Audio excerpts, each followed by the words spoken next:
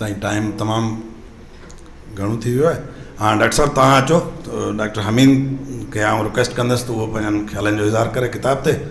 उन खां पोइ असांजा ॿ मुक़रर आहिनि डॉक्टर इमदाद चांडियो साहब ऐं जामी साहब। अच्छा मां तकिड़ो इन करे अची वियो आहियां जीअं टाइम बचायां। मुआज़िज़ ख़वातीन हज़रात, सभ खां पहिरियां त मां हैदराबाद रोशन ख़्याल फोरम जे पारां तव्हां सभिनी जो शुक्रगुज़ार आहियां। ऐं मां सम्झां थो त जेके 3 मुक़रर हुया इन्हनि हैदराबाद रोशन ख़्याल फोरम जो जेको पर्पज़ उहो सर्व करे छॾियो आहे त डिबेट थिए ऐं डिबेट में नौजवान शामिल हुजनि। ऐं ख़ुशकिस्मती वरी इहा आहे त ॿुधंदड़नि जो बि वॾो तइदाद जेको आहे सो नौजवाननि ते मुश्तमिल आहे। इहा मां हैदराबाद रोशन ख़्याल फोरम जी पंहिंजी कामयाबी सम्झां थो त असां जेका इहा सोच खणी ही फोरम ठाहियो त असांखे एक्सक्लूसिव जेका क़िस्म जी अप्रोच रही आहे असांजी उन खां हटी करे असांखे इनक्लूसिव थियणु घुरिजे। जामी चांडियो मूंखे वणे थो त उनखे प्रोग्राम में घुराइजे, मसरूर शाह मूंखे नथो वणे त उनखे न घुराइजे। इन खां असां कोशिशि कई आहे त इन खां जान छॾायूं। ऐं गुज़िरियल साल असां हीउ फोरम ठाहियो आहे, हीउ असांजो 8हों 9हों प्रोग्राम आहे। कोशिशि कंदासीं त इनखे जारी रखिजे। ॻाल्हि मां शुरू कंदुसि हैदराबाद कराची में मां वियुसि सिंध लिटरेचर फोरम जे सिंध लिटरेचर फेस्टिवल जे इफ़्तिताही प्रोग्राम में। मां सवेल जामी साहब सां इहा ॻाल्हि कई त उते सरदार शाह हिकिड़ी तकरीर कई, ज़बरदस्त तकरीर कंदो आहे न, शाइरी ॿुधाईंदो आहे शाह जी। असां कोशिशि कयूं था त टाइम बचायूं, शाइरी ॿारी तव्हांखे न ॿुधायूं। त उन में चई त हीउ उन वक़्त में ताज़ो ताज़ो हीउ कराची वारो वाक़ियो थियो जेको अटैक थियो पुलिस सेंटर ते, ख़ुदकश धमाको। त चई त हीअ असां ते हमला कंदा, असांजो खून वहाईंदा, असां इन मोट में धमाल हणंदासीं। मां जीअं त थोरो वेझे वेठो हुउसि स्टेज खां, उन करे मूं ॾिठो त सैयद मुराद अली शाह जो मुंहुं ई लही वियो। ऐं उहो जीअं जो सॾु कयूं त जीअं मां तकिड़ो आयो आहियां ॻाल्हाइण, तीअं उहो बि तकिड़ो ॻाल्हाइणु आयो। अचण सां ई जामी साहब ॻाल्हि इहा कई त अबा ख़ुदा खे मञे जेके बम हणनि था भण उन्हनि जे असां धमाल कीअं हणंदासीं, असां त उन सां पढ़ंदासीं। हिकिड़ा धमाल हई, हिकिड़ा विढ़िया, हिकिड़ा वरी जावेद राजपर बणी उन्हनि किताब लिखिया। पाण किताब लिखंदासीं, किताबनि ते वेहकूं कराईंदासीं, फ़लसफ़नि ते ॻाल्हाईंदासीं, फ़िक्रनि ते ॻाल्हाईंदासीं, मार्क्स ते ॻाल्हाईंदासीं, लेनिन ते ॻाल्हाईंदासीं, माऊ ते ॻाल्हाईंदासीं, पर पंहिंजे पाकिस्तान ते बि ॻाल्हाईंदासीं, साईं जेम्स ते बि ॻाल्हाईंदासीं, रसूल पली जी हासिलात ते बि ॻाल्हाईंदासीं, उनजे नाकामियुनि ते बि ॻाल्हाईंदासीं। उनजे करे ही हिकिड़ी नई शइ आहे ऐं कोशिशि कंदासीं त इन खे जारी रखिजे। पाण धमालूं हणंदासीं, असांखे वणंदियूं आहिनि सिंधी माण्हुनि खे, पंहिंजे राज जा शौक़ीन आहियूं। जीअं जामी साहब सवेल ॻाल्हि कई त राग थींदो आहे त सभु सिंधी नौजवान सिंधी माण्हू उते हूंदा आहिनि, पर जॾहिं ॻाल्हि ॿोल थींदी आहे त पोइ माण्हू घटि ईंदा आहिनि। पर अॼु ख़ुशी जी ॻाल्हि इहा आहे त असांजो हाल जी भरियल आहे नौजवाननि सां। उन करे सभु शयूं कंदासीं, पाण असांजी जेका रिवायत आहे, असांजो उहो कल्चर आहे उहो कंदासीं, पर असां पढ़ंदासीं ऐं पाण बि पढ़ाईंदासीं, ॿियनि खे बि पढ़ाईंदासीं। उन जे करे जेको मूं हिन किताब ते थोरो कचो फिको लिखियो, उन खां पोइ मूं हिकिड़ो तजुर्बो इहो कढियो त हीअ किताबु अहिड़ो आहे जेको स्टडी सर्किल्स में हलाइणु जहिड़ो आहे। स्टडी सर्किल्स में हलाइणो घुरिजे। असांजी जेका खेप आहे, जेका मार्शल जे दौर में जीअं सियासत कई, जेलनि में बि वियासीं, उते ॿ 4 किताब हूंदा जेके स्टडी सर्किल में शामिल हूंदा। हिकिड़ो साईं जेम्स जो जीवन ठाहियो मूं, लाजवाब किताबु आहे, मुंहिंजे ख़्याल में इलाही लाजवाब किताबु आहे। कम्युनिस्ट मैनिफेस्टो ऐं टियों किताबु मूसा से मार्च तक। ऐं मूसा से मार्च तक बि उन सिलसिले में लिखियलु आहे जीअं जावेद किताबु लिखियो आहे।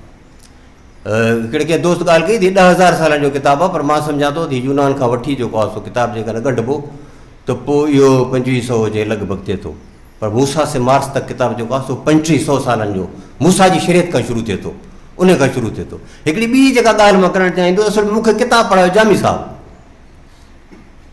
मूंखे हिकिड़ी आदत आहे, मां किताबु पढ़ी पोइ पहिरियां हुनजो बैक टाइटल बैक ॾिसंदो आहियां, उन में छा लिखियलु आहे। उन में जामी साहिबु लिखियो थी किताबु, अहिड़ो किताबु उर्दू में बि न आयो आहे। फ़िलहालु त मूंखे इहो थियो त इहो मां वरी पढ़ां, वरी मूं ॿियो दफ़ो पढ़ियो, टियों दफ़ो पढ़ी, वरी सॼो बैक टाइटल पढ़ियुमि ऐं पोइ मुंहिंजी दिलचस्पी उत्साह वधियो त हिन किताब खे पढ़िजे। ऐं किताब में ज़बरदस्त क़िस्म जो डिस्कशन आहे, ज़बरदस्त क़िस्म जूं ॻाल्हियूं आहिनि। मां ॿ टे थोरियूं जेके ॻाल्हियूं करणु चाहींदुसि, उहे इहे त फ़िक्री उस जे नतीजे में सियासत जेका तरक़ी कई, इनकलाबनि जी हिकिड़ी सियासत शुरू थी, इन्हनि इनकलाबनि जी नाकामियुनि बावजूदि इन्हनि जा पंहिंजूं हासिलात आहिनि। 1789 वारो फ्रेंच रेवोल्यूशन पहिरियों तजुर्बो आहे महिनत कश तबिके जी रियासत ठाहिण जो।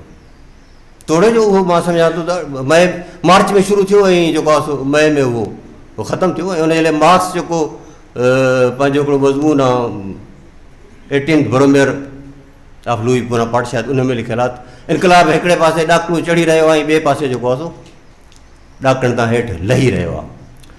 हिकिड़ी अहिड़ी रियासत ठाही जेका महिनत कशनि जी रियासत, जेका पहिरीं रिवायत हुई, पहिरियों ट्रेडिशन हो।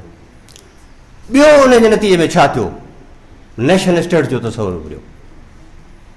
ईअं अक्टूबर रिवोल्यूशन, उन जूं पंहिंजूं अचीवमेंट्स आहिनि। अहिड़े इन ते कोन था वञूं त उते छो इनकलाब आयो, पाण थोरो अॻिते वधूं, अॻिते ॾिसूं। उन करे जावेद साहिब खे मूं चयो त तव्हांजो हीउ किताबु पार्ट 1 हुजणु घुरिजे, पार्ट ॿियो हुजणु घुरिजे, त इन्हनि सभिनी शयुनि खे त समअप कीअं था कयो। त अक्टूबर रिवोल्यूशन छा कयो, अक्टूबर रिवोल्यूशन नतीजे में अहिड़े दूर दराज ऐं पुठिते मुल्क में 100 सैकड़ो हुननि माण्हुनि खे पढ़ायो, तालीम ॾियारी, रेल जो नेटवर्क ठाहियूं, इलाही सारियूं सिहत जूं सहूलियतूं ॾिनऊं, तालीम ॾिनऊं, वॾियूं हासिलात आहिनि। इहे त मुल्की हासिलात थियूं, लेकिन मुल्क खां ॿाहिरि छा हासिलात थियूं। साम्राजी नवाबदती निज़ाम खे अहिड़ो धकु लॻो जेको ॿी आलमी जंग खां पोइ बीह बि कोन सघियो। हीअ उनजी ॿी हासिलात आहे। उन खां पोइ ॿियो जेको रिवोल्यूशन हो माऊ जो, नओं तजुर्बो, नओं ज्ञान। उनजे लाइ हिकिड़ी हमज़ा अलवी मूंखे यादि आयो थोरो ॻाल्हि कंदे, त उनजे लाइ हमज़ा अलवी चवंदो त माऊ ॻाल्हि अहिड़ी कंदो आहे जेको रूसनि खे पसंदि अचे, छो जो रूस में इनकलाब अची चुको हो, पर कंदो हुआ जेको चाइना जूं हालतूं घुर्ज कंदियूं आहिनि। त क़ौमी अवामी जमहूरी इनकलाब, क़ौमी इन सेंस में तो साम्राज्य जे ख़िलाफ़ु हो, अवामी इन सेंस में तो जागीरदार जे ख़िलाफ़ु हो, ऐं जमहूरी इन सेंस में तो जागीरदार जे ख़िलाफ़ु हो, ऐं अवामी इन सेंस में तो हू मुख़्तलिफ़ जेके पीढ़ियल तबिका उन्हनि जी एमेनिसिपेशन जो जेको आहे सो उहो ख़्याल ऐं ख़्वाब खणी आयो। त असांखे इन्हनि इनकलाबनि जी रोशनी में असांखे छा करणु घुरिजे, जेको हिन किताब में हिकिड़ो हिसो रहियलु आहे। ऐं शायदि इन सेंस में जावेद राजपर जे इंतिहाई ज़बरदस्त पोरे ते हिकिड़ो जंहिं हवाले सां हिकिड़ो कर्ज़ु बि आहे, त हाणे इन ते बि लिखे। मां जेको आहे सो तव्हांजो वधीक टाइम इन करे कोन वठंदुसि जो 7:45 बजे बिजली हली वेंदी, ऐं हिननि जो भरोसो कोन्हे। हिननि खे चयो थो जनरेटर जो बंदोबस्तु कयो, ऐं पाण जेको आहे सो हाणे साईं इमदाद साहिबु ऐं जामी चांडियो खे ॿुधंदासीं। तव्हांजी वॾी महिरबानी। हिकु दफ़ो वरी हैदराबाद रोशन खान फोरम जे पारां साईं जामी चांडियो, इमदाद चांडियो, उमर ख़याम, अदी पारिस नवाज़ सिंधू जेका असांजे कामरेड अली नवाज़ कांगरू जी न्याणी आहे, ऐं जेको आहे सो साईं मसरूर शाह त अहिड़ी तक़रीर करे वियो जो लॻे थो त सुभाणे जेको साईं वारनि जी कांग्रेस आहे उन में अञा इहा शइ वधीक पधरी थींदी। पर साईं खे मूं कल्ह चयो मिलंदे त साईं हिकिड़ो सेशन जेकॾहिं पंहिंजी पार्टी जो कांग्रेस कयो था त हिकिड़ो अहिड़ो सेशन बि कयो जेको ओपन सेशन हुजे, जंहिंमें असां जहिड़ा माण्हू बि अची ऐं तव्हांजा ख़्याल ॿुधनि ऐं तव्हां सां ख़्याल वठे सघनि। तव्हांजी महिरबानी कुर्ब।